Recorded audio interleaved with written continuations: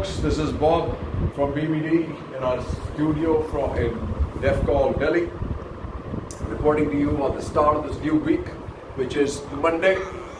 And China has obviously gone off the news all over the place, but I got some interesting items. An investigative report which is going to cause a lot of spice things up in politics in India. It's one more veil lifts. Suspicious bank transactions of Indians are red flagged to top US regulators. From steel major to IPL sponsor, diamond merchant to those under ED CBI scanners, several Indian individuals and entities have been referred in secret reports by banks to US Treasury Financial Crimes Enforcement Network, folks.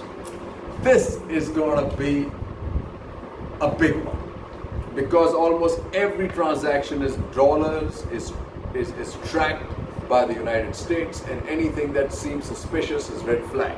And I see a lot of trouble for a lot of big wigs in Delhi and India, all across India. What happens now with China? PLA mobilizes theater commands. Military exercises from the East China Sea and Yellow Sea to the South China Sea were intended to be a distraction for China aggression in Ladakh. What an interesting thing Shishir Gupta writes is, by deploying 3 military commands against the US from South China to East China Sea and test firing both DF-26, also called the Chinese Guam Killer, and DF-21D, also called the Carrier Killer, intermediate range ballistic missiles in the last week of August, the PLA is sending a message that it's capable of taking on both the US on its eastern and India on its western flank. Nothing could be further from the truth. Let us not get deterred by this kind of saber rattling that China is used to do. It's sometimes, guys, dogs that bark just don't know how to bite. Just don't know how to bite when it comes down to the real dirty business of war. And this is where China is today. They really absolutely don't know what to do, right? So they're saber rattling all over the place. Okay? India continues. What I must say is today, we are supposed to have some meetings. Were supposed to happen today between our senior defense, obviously the Lieutenant General or General level talks. But I learned somewhere that now the MEA has embedded a joint secretary level person in these talks. I think that's a slippery slope. I'm not sure what the logic behind this. It's a slippery slope. We're going to slide down faster than we think, or faster than we know, right? What else is happening? You have US arms sales push to Taiwan would put distant Chinese targets in range. And it says, in this, the most sensitive weapon systems of the proposed package to Taiwan is an air-to-ground missile, the AGM-84H SLAM ER, made by Boeing. Because of its range, it can be fired by jets flying beyond the reach of China's air defense system. The missiles could hit targets on the Chinese mainland or at sea, including warships trying to cross the Taiwan Strait. Now you can see what the worries that China has. Those missiles that they're talking about, I'm not sure they're going to be even become effective, right? Then you have obviously China's getting concerned because US plans a $7 billion arm deal with Taiwan. Here's a really interesting note, guys. Vijay Shankar Sharma, who's the Chief Executive Officer of Paytm, writes, all options open in fight against Google Paytm CEOs. Says company will seek government and regulatory intervention, calls for formation of a new industry group. Let me just say this. Vijay, this Paytm is now a fight between the Chinese platforms and the US platforms. Mr. Vijay Sharma is batting for the Chinese. He is an acolyte and a fan of Alibaba, who's nothing but a member of the Chinese Communist Party. Alibaba cannot be disentangled from them, and Paytm cannot be disentangled from Alibaba, and that is a fact. The fight ground for digital and economy in India between the United States and China is going to be fought through Paytm. Let the people of this country decide whether we want to go with the American systems or with the Chinese systems. The Chinese have beaten up and killed our soldiers. The Americans haven't done anything of that sort. There's another report which I found very interesting. Sajjad Hussain. Nawaz Sharif addresses Pakistan opposition need, launches scathing attack on army government, says parallel government in Pakistan is root cause of all problems.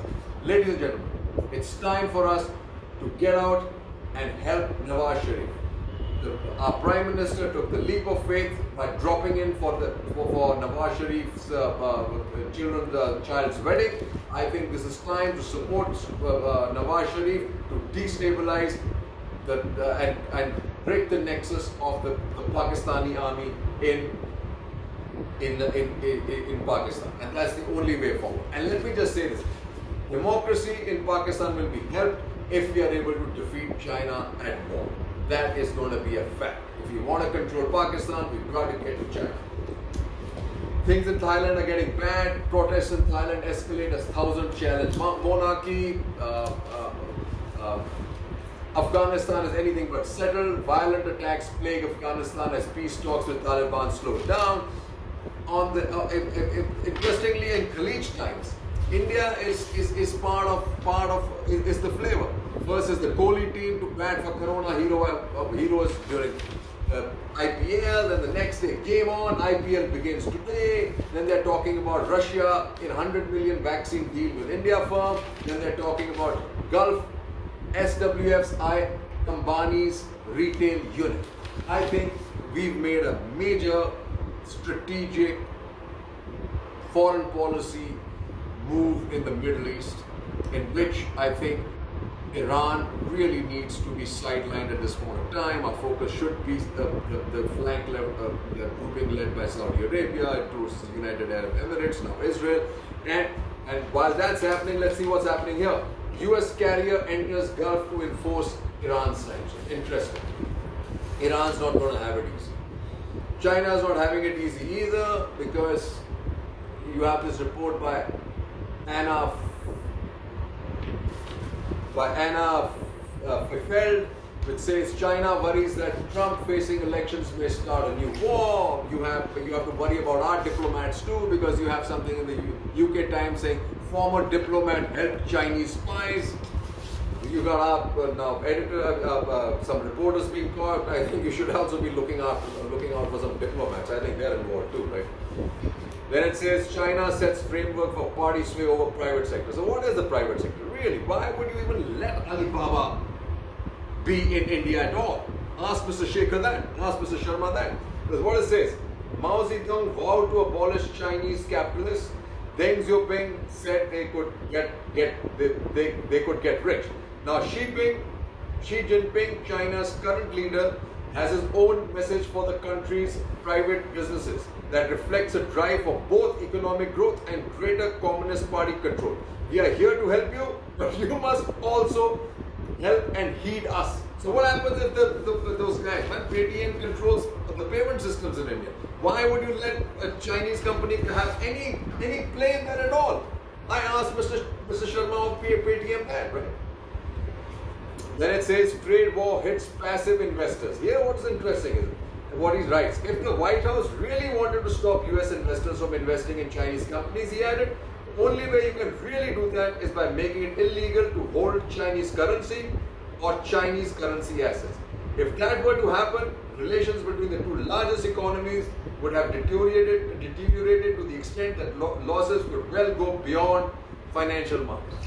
That is the real because. The rest is, I guess, all shit, right? As what happens here is US halts imports from China's Uyghur regions for forced labor. Here India cotton can come into play because Yanjing was one of the regions supplying a lot of cotton. I think India can fill the gap. There's another report with the Chinese citizens charged with broad cyber attacks. Man, things are not getting easy for China. Then you have SEC probes Chinese tutoring company. GSX Tech and Dew incorporated a Chinese after-school tutoring company, said it was being investigated by the US Securities and Exchange Commission after short sellers accused the Beijing-based firm of inflating its sales. And that's happening with all the Chinese companies, right? Well, there is some light and sight, I guess, for TikTok. It says unusual talks, politics, but Oracle ahead in TikTok race.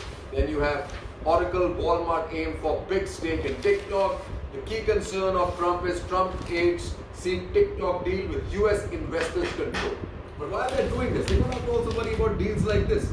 GNC sale to Chinese firm clears.